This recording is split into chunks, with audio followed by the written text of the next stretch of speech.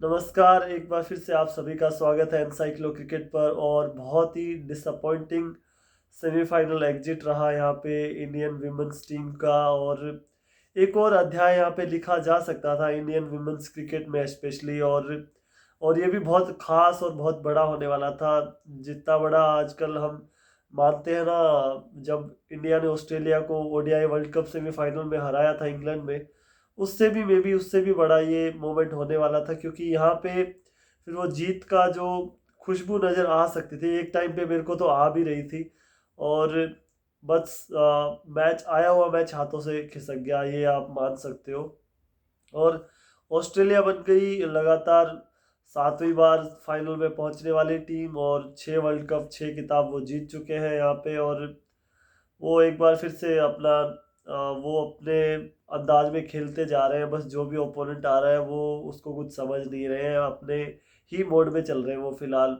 और कोई भी ऐसे इवेंट हो फाइनल पे फाइनल में तो पहुंच ही रहे हैं, और ऊपर से वो जीतते भी जा रहे हैं। और जो दूसरा सेमीफाइनल है जो आज अभी फिनिश हुआ है इंग्लैंड वर्सेस साउथ अफ्रीका के बीच में, तो इंग्लैंड की कहानी भी सेम टू सेम मोर और लेस इंडिया जितनी ही इंडिया जैसी ही है।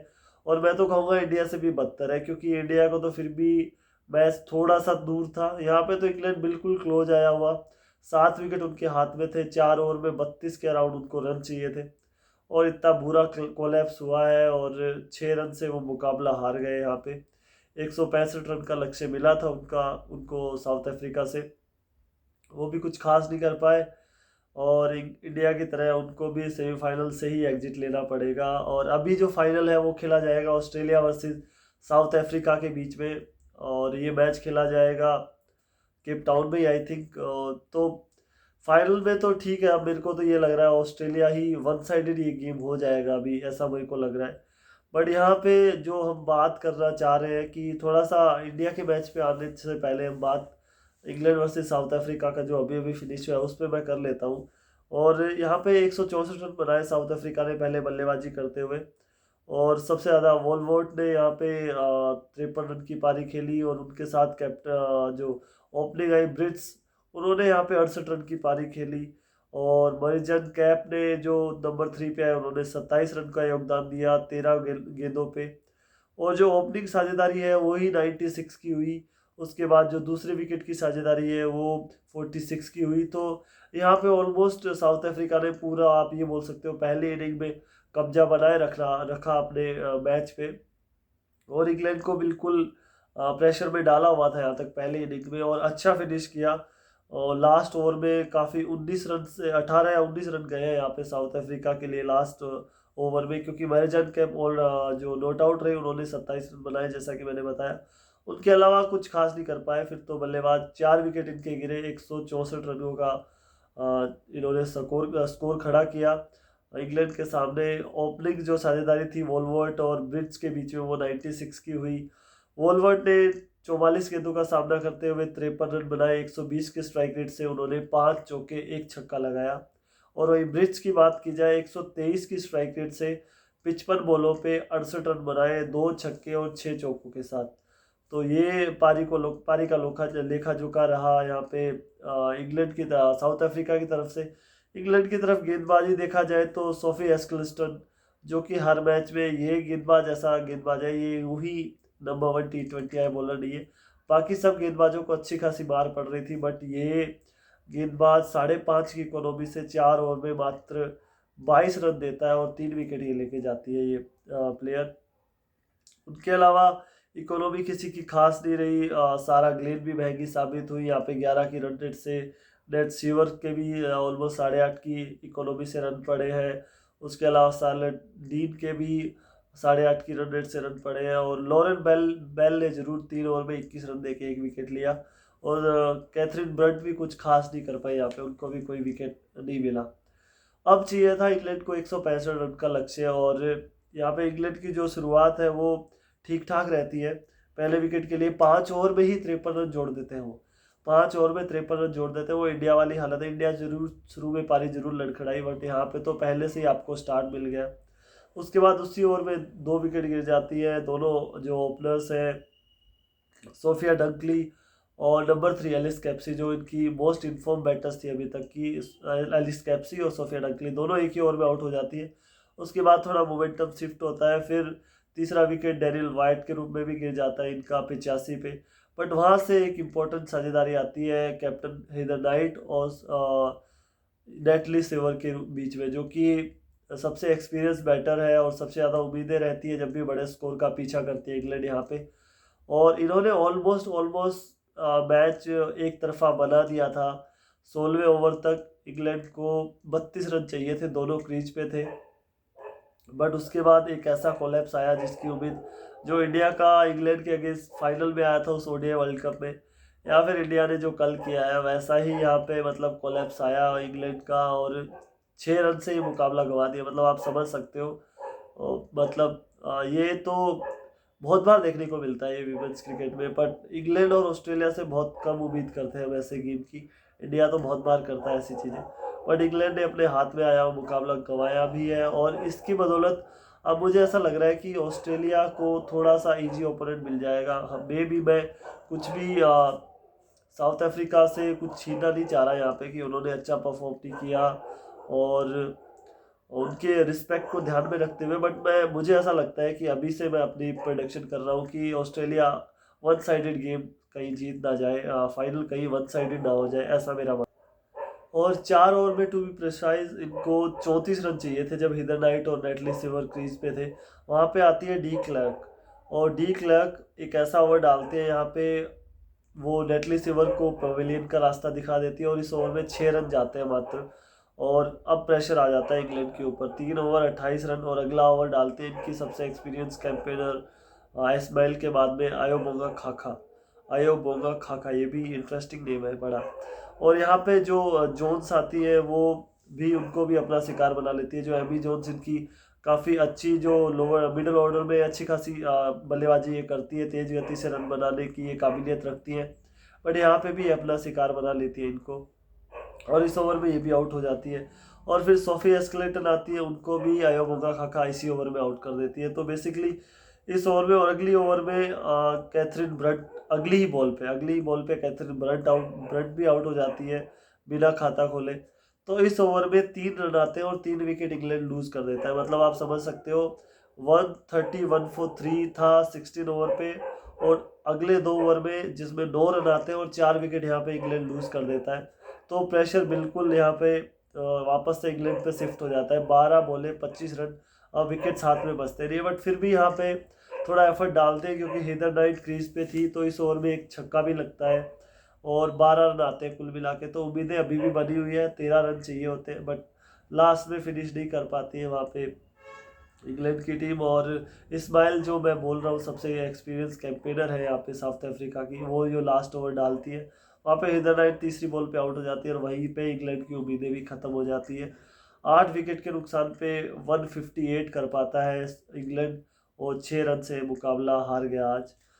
तो बड़ी डिसअपॉइंटिंग लॉस है ये भी इंग्लैंड की तरफ से, और इसमें आप किसी दूसरे को ब्लेम कर भी नहीं सकते। मतलब आप ऐसे सिचुएशन से मैच नहीं निकालोगे यार, तो मतलब फिर क्या हो पाएगा। फिर तो आप किसी को ब्लेम, मैं बोल रहा हूँ ब्लेम कर ही नहीं सकते आप किसी को, कि मतलब आपसे 8 से भी ऑलमोस्ट 8 का रन रेट आपको चाहिए, 7 विकेट आपके हाथ में है, 2 सेट बैटर्स क्रीज पे है, और फिर भी मैच आप नहीं निकाल पाओ, तो इससे बुरा तो नहीं हो सकता कुछ। तो same for England, same for India. England का साउथ अफ्रीका का जो साउथ अफ्रीका विनर है वो जाके खेलेगी ऑस्ट्रेलिया के अगेंस्ट फाइनल, और फाइनल केप टाउन में होने वाला है 6:30 बजे 26 फेब को ये होगा मुकाबला।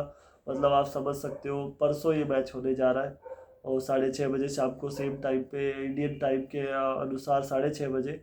और मुझे लगता है कि यहाँ पे थोड़ा सा एडवांटेज है ना, ज़्यादा मिल गया ऑस्ट्रेलिया को। अगर इंग्लैंड क्वालिफाई करता मे बी ऑस्ट्रेलिया भी थोड़ा प्रेशर में रहता, बट यहाँ पे थोड़ा सा रिलीफ मिल रहा होगा ऑस्ट्रेलिया को, क्योंकि ऑस्ट्रेलिया वास्ते साउथ अफ्रीका के जितने भी मैचेस, और मैं ये नहीं बोल रहा कि साउथ अफ्रीका कुछ कर नहीं पाएगा कुछ खास, बट जितने भी मैचेस आप उठा के देख लो, और वन साइडेड मारा है ऑस्ट्रेलिया ने हमेशा ही साउथ अफ्रीका को, तो उस हिसाब से मैं बोल रहा हूँ।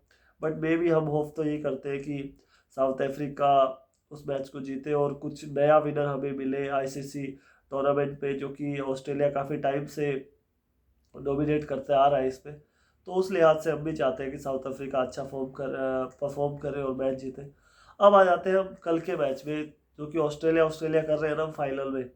वो एडवांटेज तब इंडिया को मिल रहा होता अगर एक आधी चीज़ें, छोटी छोटी चीज़ें आप मतलब, कभी हम बात करते हैं यार कि बिल्कुल ऐसी ऐसी चीज़ें जिस पे आप अपने काबू पा सकते हो आप, और छोटी छोटी मिस्टेक्स कैसे आपको हर्ट कर जाती है बड़े गेम में। और वही हुआ कल, जो हरमनप्रीत कौर का जो रनआउट था वो मेरे समझ से परे था, और जैसे ही वो रनआउट हुई ना, मैं समझ गया था कि अब ये मैच फंस गया है। फंस नहीं गया मतलब, अब 90% ये मैच इंडिया हार गया, क्योंकि इंडिया के साथ यार जित कितनी बार देखा हमने बड़े मैचेज में, इंडियन विमेंस क्रिकेट के अगर मैचेज की मैं पर्टिकुलरली यहाँ पे बात करूँ, जब भी जितने भी बड़े मैचेज होते हैं ना एक मोमेंट सब कुछ सही चल रहा होता है, मतलब आपके ऑलमोस्ट कब्जे में आ ही गया है मैच, तब ऐसी कोई गलती करती है जो कि कोई एक्सपेक्ट नहीं कर रहा होता, और वहाँ पे फिर वापस आने का टाइम भी आपको नहीं देता। ऑस्ट्रेलिया जैसी टीम, तो मैंने आपको प्रीव्यू में भी बताया था ये चीज़ कि इनको चाहिए एक चांस। आपने पूरे मैच इनको नीचे लगा के रखा है,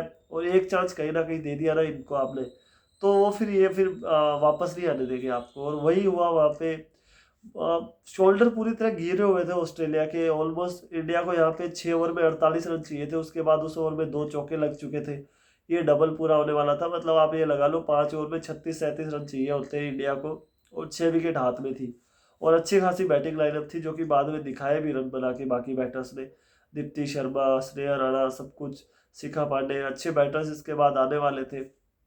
ऋचा घोष और हरमनप्रीत कौर खेल रही थी, बट हरमनप्रीत कौर की वो गलती, एक तो आप राइटी हो, लेफ्ट हैंड में बल्ला लेके आप भाग रहे हो, और आपने मतलब, आप इसको कुछ नहीं बोल सकते, बस यही बोल सकते हो कि ब्रेन फेड मूवमेंट आप इसको बोल सकते हो, कि आपने बहुत हल्के में ले लिया। कुछ थकी हुई भी नहीं थी, ऐसा भी नहीं था कि बहुत लंबी नहीं खेल ली हो। T20 मैच था, 10 ओवर ही आपको हुए थे क्रीज पे आए हुए, 10-11 ओवर। और लेफ्ट हैंड में एक तो टेक्निक वहाँ पे मैं बोलूँगा कि आप राइटी हो, लेफ्ट हैंड में बल्ला लेके आप भाग रहे हो, और बहुत ही सॉफ्ट तरीके से आप ड्रैग कर रहे हो बैट को अलोंग द ग्राउंड। तो वहाँ पे तो ऐसी चीज़ें हमने बहुत बार देखी। आप मतलब डोमिनेट हैंड में लेके बल्ला लेके नहीं भाग रहे हो, और फिर सॉफ्ट तरीके से अंदर ड्रैग कर रहे हो बैट को। तो या तो थोड़ा पहले ड्रैग किया होता उन्होंने। देखो इस चीज़ में दो चीज़ें हैं इस जो रनआउट में, या तो उन्होंने एफर्ट डाल के पैर से वो पहुंच जाती। अब एंड मोमेंट पे वो नीचे जाके बिल्कुल क्रीज के पास बल्ला रख के ड्रैग करने का ट्राई कर रही है, तो ऐसा मोमेंट पे तो हमने बहुत बार देखा, जब आप ऊपर से बल्ला लेके आते हो ना, ऊपर से बल्ला लेके आके फिर ड्रैग करने का ट्राई करते हो, तो वहाँ पे बहुत बार बल्ला फंस जाता है आपका, क्योंकि वो एंगल इस तरह से बन जाता है, ग्राउंड में बल्ला स्टक हो जाता है। और ऐसा बहुत बार, बट ये तो सबसे अलग था। ऐसा मुझे नहीं लगता आज तक कि वर्ल्ड क्रिकेट में इतने इंपॉर्टेंट मैच में ऐसा रन आउट हुआ होगा। तो वहाँ पे ऐसा हो सकता है, या तो पहले से वो ड्रैग कर रही होती, मतलब उन्होंने हल्के में ले लिया, सीधी सी बात ये है, वो इजी ले गई इनको पूरा। मतलब ये रन आउट है ना, अब कुछ भी बोल सकते हो। मेरा तो मतलब कल से जब ये हुआ तो बहुत बुरा लगा। मे भी उनको ज़्यादा लग रहा है, हम तो सारे क्रिकेट फैंस हैं, वो तो उस टाइम ग्राउंड पे थे, तो उनको तो ज़्यादा बुरा लगेगा ही। और मे बी आगे जाके भी ये चीज़ें खटकेगी उनको कि एक तो रिकॉर्ड चेंज होने वाला था, मतलब आज तक का world cup, T20 world cup history का सबसे बड़ा ये चेंज करने जा रहा था इंडिया, और वो भी ऑस्ट्रेलिया के अगेंस्ट। आप समझ सकते हो मतलब किस तरह की परफॉर्मेंस कल चल रही थी। और पहली पारी को हटा दीजिए एक बार, पहली पारी की तो मैं बात ही नहीं कर रहा जो ऑस्ट्रेलिया ने बैटिंग की। जब दूसरी पारी जब भी स्टार्ट हुई, उसके बाद इंडिया ऑलमोस्ट मैच से बाहर हो गया, 3 विकेट गिर गए जल्दी जल्दी। उसके बाद जो जैमी और हरमनप्रीत कौर ने जो रेप्लिका पार्टनरशिप की है, जो कॉमनवेल्थ फाइनल में की थी, उसके बाद यहाँ पे भी, तो मतलब आप गजब की जो पार्टनरशिप थी। मैच ऑलमोस्ट खींच लिया था इंडिया की तरफ। उसके बाद ऋचा घोष और हरमन की पार्टनरशिप भी ठीक ठाक लग चुकी थी। उसके बाद ये मैच ऑस्ट्रेलिया की तरफ जाने देना नहीं चाहिए था इंडिया को, बट क्या कर सकते हैं। जो यहाँ पे आप किस्मत बोल लीजिए, कुदरत का निजाम बोल लीजिए, वो जो मतलब आजकल पाकिस्तान में फेमस वर्ड चल रहा है, कुदरत का निजाम।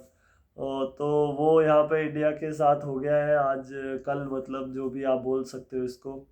और बहुत ही डिसअपॉइंटिंग परफॉर्मेंस रहा उसके बाद, क्योंकि वहाँ पे हरमनप्रीत कौर तो आउट हो गई। उसके बाद ऋचा घोष को थोड़ा सा इनिशिएटिव लेना चाहिए था।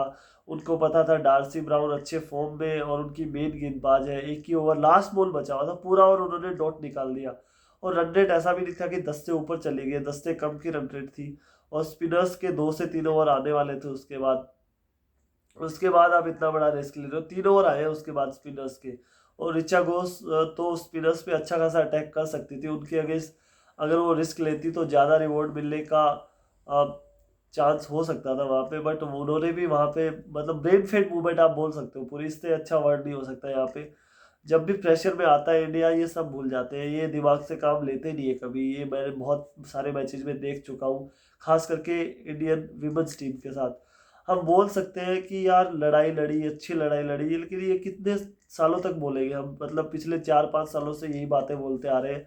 जब भी ऑस्ट्रेलिया इंग्लैंड के अगेंस्ट लड़ाई, तो मतलब आप पीछे चल रहे हो मैच में, फिर भी आप एफर्ट डाल रहे हो, फिर आप समझ सकते हैं कि मैच में पीछे चल रहे हैं, बट आप मैच में आगे हो गए हो एक बार और अच्छे खासे डोमिनेटिंग फेज में आप आ गए हो, उसके बाद मैच लगातार गंवा देना ऐसे, मतलब मैच के बाद मैच, टूर्नामेंट बाय टूर्नामेंट आप ऐसे, मतलब आप चाहे अभी थोड़े साल पहले साउथ अफ्रीका के, थोड़े दिन पहले ही साउथ अफ्रीका के अगेंस्ट जो वर्ल्ड कप में हमने जीता हुआ मैच हारा था ऑलमोस्ट लास्ट ओवर में, ये नहीं बोलूँगा जीता हुआ, बट वहाँ पे मैच आ सकता है, वो भी प्रेशर सिचुएशन में हमने अपनी गलतियों की वजह से गंवा दिया। मतलब ऐसा होता है कि हम खुद गलतियाँ करते हैं और उसका ही खामियाजा हमें भुगतना पड़ता है यहाँ पे। अब थोड़ा मैच का अगर पूरा विश्लेषण करने का हम ट्राई करें, पूरा डेप्थ में जाए इसमें, तो मैंने बोला था आपको रिव्यू में, जो भी टीम टॉस जीतेगी, प्रेशर सिचुएशन है, पिच अच्छी है, बैटिंग करने का डिसीजन लेगी। बैटिंग की ऑस्ट्रेलिया ने टॉस जीत के, और शुरुआत आप बोल सकते हो अच्छी खासी रही। इतना तेज तरार पारी की शुरुआत तो नहीं हो पाई, बॉलिंग थोड़ी कसी हुई गेंदबाजी चल रही थी। 7.3 ओवर्स में जो 8वें ओवर की तीसरी बॉल है वहाँ पे अलीसा हीली का पहला विकेट गिरता है, और तब तक ऑस्ट्रेलिया का रन रेट 7 से ही कम था, 7 से भी कम था, 52 रन पे ये पहला विकेट गिरता है। अलीसा हिली 26 बॉलों पे 25 रन बना के आउट होती है, जो कि हम नॉर्मल तौर पे देखते हैं कि अलीसा हिली बड़े मैचेस में अच्छा स्कोर बनाती है और अच्छे खासे स्ट्राइक रेट के साथ ही भागती है, और इंडिया के अगेंस्ट तो और भी ज़्यादा अच्छा खेलती है। बट कल इन्होंने इनको पकड़े रखा और ये विकेट राधा यादव ने लिया यहाँ पे अलीशा हिली का। उसके बाद जो दूसरे विकेट की पार्टनरशिप होती है वो ऑलमोस्ट 26 गेंदों पे 36 रन की होती है। यहाँ पे थोड़ा सा जो पेस पकड़ना, एक्सलरेट करना स्टार्ट हो गई थी इनिंग ऑस्ट्रेलिया की। यहाँ पे बेथ मुनी आउट होती है। इसके बाद क्रीज पे आती है एश गार्डनर और मैग लैनिंग नंबर 3 पे आती है। बेथ मुनी ने अच्छी पारी खेली, 54 रन बनाए 37 गेंदों का सामना करते हुए, 7 चौके 1 छक्का लगाया, और ऑस्ट्रेलिया की पूरी पारी में इन्होंने सबसे ज़्यादा रन बनाए। 146 का स्ट्राइक रेट था इनका, तो बहुत अच्छी पारी ये खेल के गई थी। बट जो चेंज हुआ गेम मिडल ओवर्स में वो किया एश गार्डनर ने आते ही। 172 की स्ट्राइक रेट से 31 रन बनाए 18 बॉलों पे 5 चौकों की मदद से। तो ये बहुत ही शानदार पारी थी। यहाँ से जो मोमेंटम ऑस्ट्रेलिया को मिलना स्टार्ट हो गया था, जो कि ऐसा लग रहा था कि इंडिया ऑस्ट्रेलिया को मे बी 150 तक रोक सकता है, बट इस पारी ने इंश्योर किया कि ऑस्ट्रेलिया 160 165 तक भाग जाएगा। और उसके बाद आउट हुई 18वें ओवर में 17.5, 5वीं गेंद पे आउट हुई 18वें ओवर की एश गार्डनर। दीप्ति शर्मा ने बोल्ड किया इनको। तब ऐसा लग रहा था कि मे भी इंडिया 2 ओवर बचे हैं, 160 165 के टोटल पे ऑस्ट्रेलिया को रोक सकता है।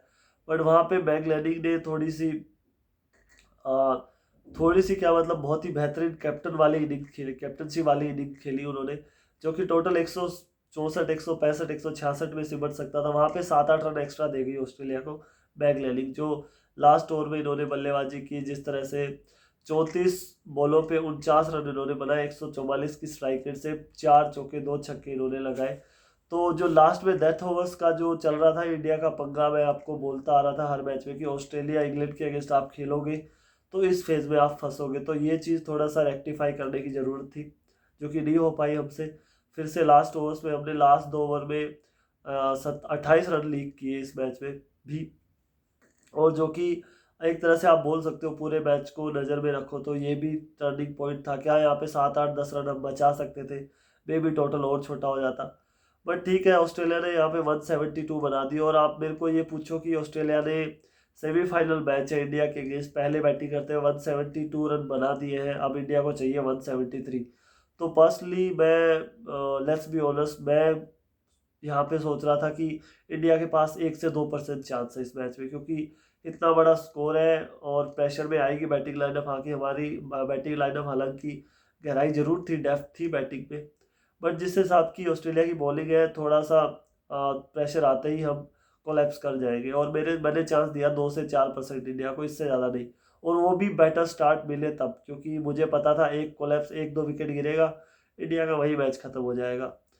बट पूरी चीज़ें उल्टा हुई। मतलब स्मृति मंदाना और शेफाली वर्मा स्टार्ट करने आई मैच में। शेफाली वर्मा दूसरे ही ओवर में 11 रन के स्कोर पे ये आउट हो गई 1.3 में। इनको आउट किया यहाँ पे मेगन शॉट ने, जो कि एक्सपीरियंस कैंपेनर है ऑस्ट्रेलिया की तरफ से, काफ़ी लंबे टाइम से खेलती आ रही है। इन्होंने यहाँ पे डिलीवर किया। तीसरे ओवर में यहाँ पे स्मृति मंदाना चलती बनती है, ऐश गार्डनर ने इनको एलबीडब्ल्यू किया, जो कि अच्छे फॉर्म में लगी हुई है ऐश गार्डनर भी पूरे थ्रू आउट द टूर्नामेंट इसमें। और एक स्पेशल ऑलराउंडर है ऑस्ट्रेलिया के लिए वर्ल्ड क्रिकेट में भी।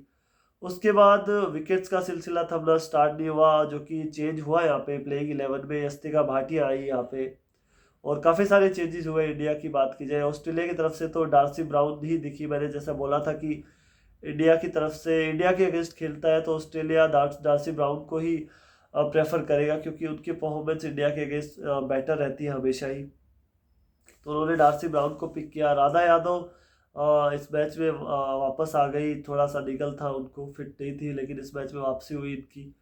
और पूजा वस्त्राकर जो इंजरी की वजह से बाहर हो गई थी, उनकी जगह श्रेया राणा को टीम में ले आए थे।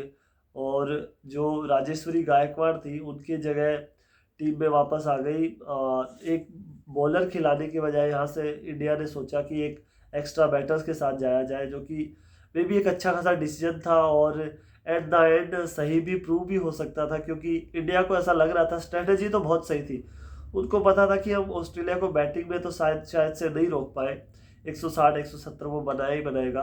हम एक एक्स्ट्रा बैटर के साथ जाके यहाँ पे क्या पहले बैटिंग करते हुए 180 बोर्ड पे लगा सकते हैं, या दोबारा चेंज करते हुए हम उस स्कोर का पीछा कर सकते हैं। इस वजह से सोच तो अच्छी थी यहाँ पे। पर यस्तिका भाटिया रन आउट हो गई अनफॉर्चुनेटली। और यहाँ पे इंडिया आ गया बुरी तरीके से प्रेशर में। चौथे ओवर में 28 रन पे आपका तीसरा विकेट गिर गया है।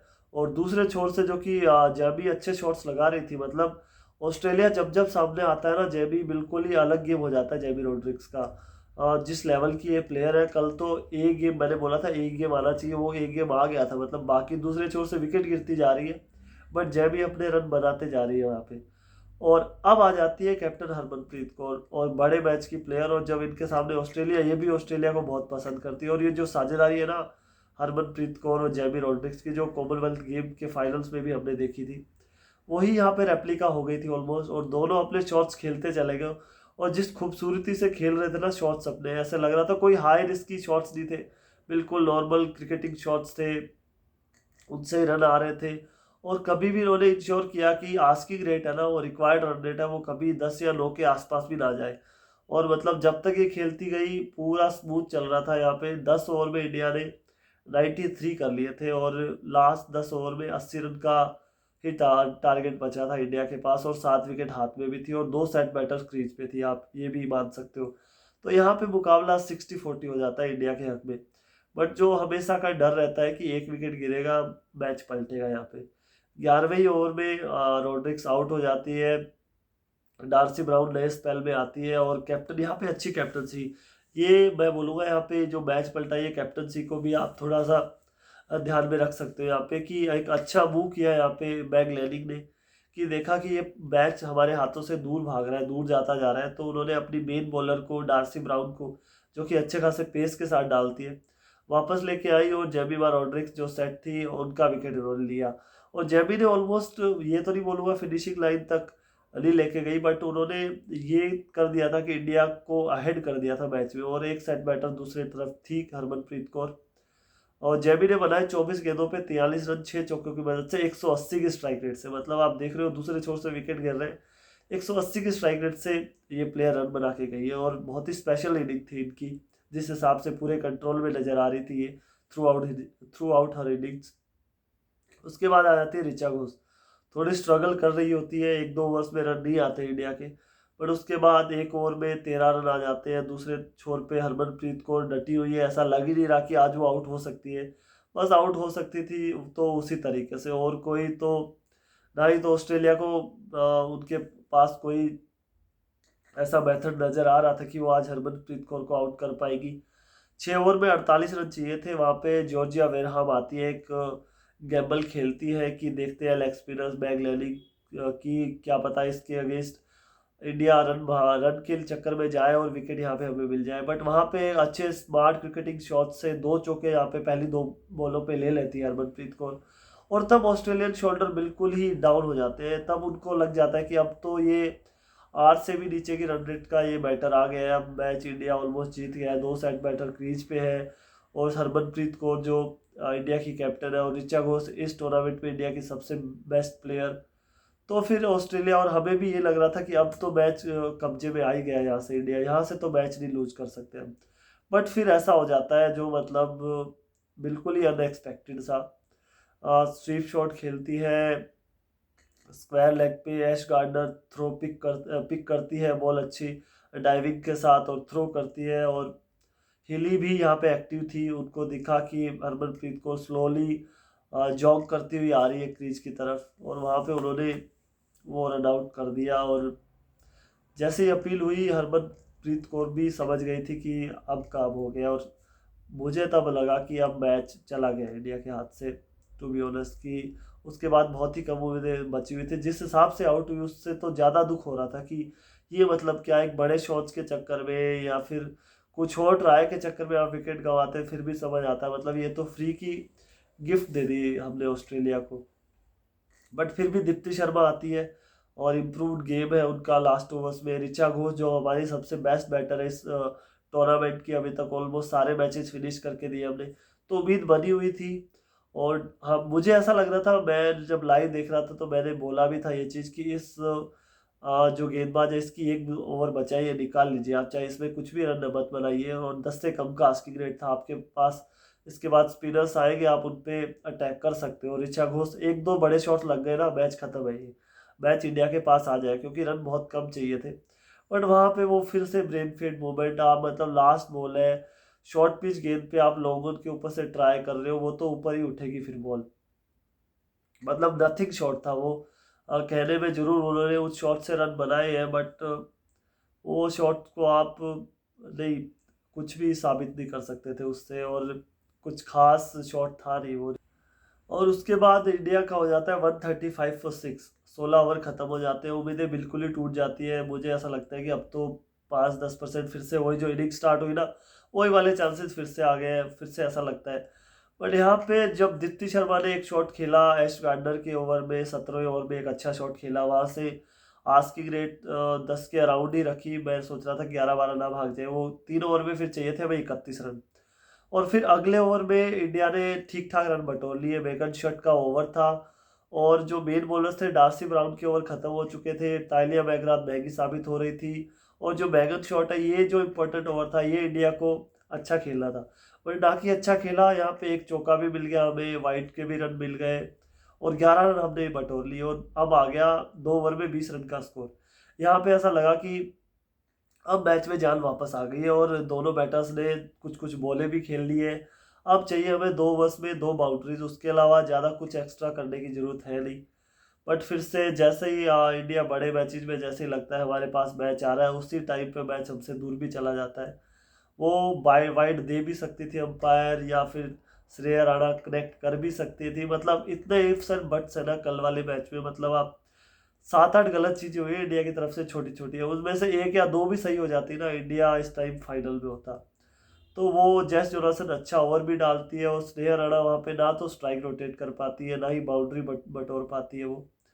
और फिर इंडिया फंस जाता है, 4 रन उस ओवर में आते हैं, लास्ट ओवर में 16 रन चाहिए होते हैं, वो फिर बहुत ज़्यादा हो गए दीप्ति शर्मा के लिए। जो मतलब ये रन तब बन सकते हैं जब आपके पास 6 हिटर कोई हो, जो 1-2 छक्के लगा सकता हो। ये बाउंड्री चौकों से आप ये रन नहीं बना सकते, 16-17 रन एक ओवर में, जो कि इवेंचुअली लास्ट में वही हुआ। लास्ट में 5 रन शॉट्स हम रह गए, और मुकाबला अच्छा था, और लड़ने को तो हम लड़े, अच्छी फाइटिंग स्पिरिट थी, जो जिस हिसाब की स्टार्ट थी। उसके बाद अ, जैसा मैच हमने खेला, जो जैमी ने जो पारी खेली, हरमनप्रीत कौर ने जो पारी खेली, तो दीप्ति शर्मा ने भी लास्ट में कुछ अपने शॉट्स दिखाए, एफर्ट लगाए, तो कहने देखने में तो ठीक ठाक था। बट क्या इससे बेहतर हो सकता था? जी हाँ, बिल्कुल हो सकता था। और हम उम्मीद भी यही करते हैं इससे बेटर परफॉर्मेंस मिल सकती है हमें इंडियन विमेंस टीम से स्पेशली। और जो हम मेंस टीम विमेंस टीम का जो जिक्स लगा हुआ है सेमीफाइनल्स का नॉकआउट्स का, वो कहीं ना कहीं कल दूर हो सकता था। अगर कल का मैच जीत जाते हैं तो फाइनल, मेरे हिसाब से फाइनल में हम फर्म फेवरेट्स होते और ये ट्रॉफी घर पे आ सकती थी। और मुझे बहुत उम्मीदें थी और ऑलमोस्ट काम डन हो गया था, ऑलमोस्ट मैच हम जीत गए थे। बट बहुत ही निराशाजनक ये हार थी और काफ़ी दिनों तक ये डाइजेस्ट होने में इसको टाइम लगेगा। और मे बी जो WPL आ रहा है ना, जो अंडर 19 वर्ल्ड कप हम जीत गए, उसके बाद ये ICC T20 वर्ल्ड कप हम जीत जाते, उसके बाद WPL, यार इससे बढ़िया जो मतलब साल की शुरुआत हो नहीं सकती थी इंडियन क्रिकेट के लिए, इंडियन विमेंस क्रिकेट के लिए, या मतलब कुछ भी कह लीजिए आप। बहुत ही शानदार किस्म की शुरुआत हो जाती है यहाँ पे इंडिया की तरफ से। और शॉर्ट रह गए मे बी, ठीक है, बट वर्ल्ड कप अच्छा रहा यहाँ पे इंडिया के लिए।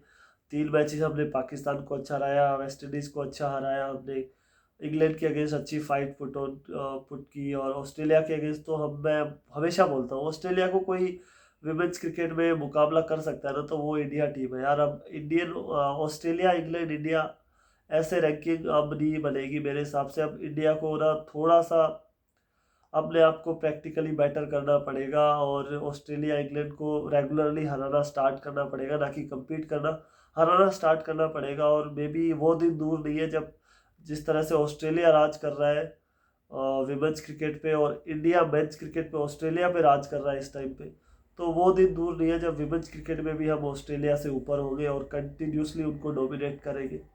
और मे बी वो दिन बहुत जल्द आए, ऐसी हम सब की उम्मीद है। और अब WPL भी हमारे पास आ गया, जो रिसोर्सेज हमें चाहिए वो भी हमें अब जल्दी जल्दी मिलेंगे। नए प्लेयर्स, यंग प्लेयर्स हमें मिलने स्टार्ट हो जाएंगे, जो कि IPL स्टार्ट होने के बाद मैच क्रिकेट में जिस तरह की हमने जो एक तरह से जो चढ़ाव देखा ना, जिस तरह का कर्व हमने देखा, एक ऊपर जाती हुई लाइन हमेशा क्रिकेट की, और वही यहाँ पे हम उम्मीद करते हैं वैसे ही विमेंस क्रिकेट में हमें देखने को मिले और अच्छा खासा टैलेंट कंटिन्यूसली आता रहे इंडियन विमेंस क्रिकेट के पास। तो ऐसी उम्मीद करते हैं हम। और आगे जब भी कोई बड़े ICC इवेंट्स आए तो यहाँ पे इंडिया ऐसे प्रेशर सिचुएशन में उनसे बेहतर तरीके से निपट पाए, ये हमारी उम्मीद है। तो सबसे बड़ा, क्योंकि हम अच्छा खेल लेते हैं, अच्छा परफॉर्म भी कर देते हैं, बट एक जो फिनिशिंग टच देने वाली बात जहाँ पे आती है ना, वहाँ पे आपको एक्सपीरियंस, थोड़ा सा ब्रेन गेम खेलना होता है, वहाँ पे हम कहीं ना कहीं चूक कर जाते हैं। तो वो चीज़ थोड़ा सा यहाँ पे इंडिया को देखना पड़ेगा, शॉर्ट आउट करनी पड़ेगी वो सारी चीज़ें। और उसके अलावा तो हम बहुत अच्छा कर ही रहे हैं, इतने सारे सुपरस्टार्स हमारे पास हैं ऑलरेडी विमेंस क्रिकेट में भी, बट उनको एक स्टेप अप करके एक लेवल ऊपर आके थोड़ा सा परफॉर्म करना स्टार्ट करना पड़ेगा, उसी की ज़रूरत है। बाकी इतनी कोई बड़ी बड़ी चीज़ें है नहीं, देखा हमने छोटी छोटी गलतियों की वजह से हम ICC टूर्नामेंट्स गंवा रहे हैं, और उसके अलावा तो बहुत अच्छा परफॉर्म तो करते आ ही रहे हैं रेगुलरली। तो ऐसे ही करते रहेंगे, ऐसी उम्मीद करेंगे। और जब जब भी अब आगे जैसे ही बड़ी सीरीज आती है, ऑस्ट्रेलिया इंग्लैंड या कोई ICC इवेंट आता है, उम्मीद तो ऐसी करते हैं कि वहाँ पे इंडियन टीम बेहतर परफॉर्मेंस के साथ साथ ट्रॉफी भी लेके आए। तो इसी के साथ आज की ये वीडियो यहीं पे समाप्त करते हैं। बहुत बहुत धन्यवाद आपका हमसे जुड़ने के लिए। मिलते हैं आपसे मिलते हैं आपसे नेक्स्ट वीडियो में, और तब तक वीडियो को देखते रहिए। आपको अगर पसंद आई है तो लाइक ज़रूर कर दीजिएगा, और ऐसे ही क्रिकेट के प्रीव्यू और रिव्यू देखने के लिए चैनल को सब्सक्राइब भी कर लीजिएगा। मिलते हैं जल्दी, और तब तक अपना ख्याल रखिएगा। बहुत बहुत धन्यवाद आपका। Thank you so much.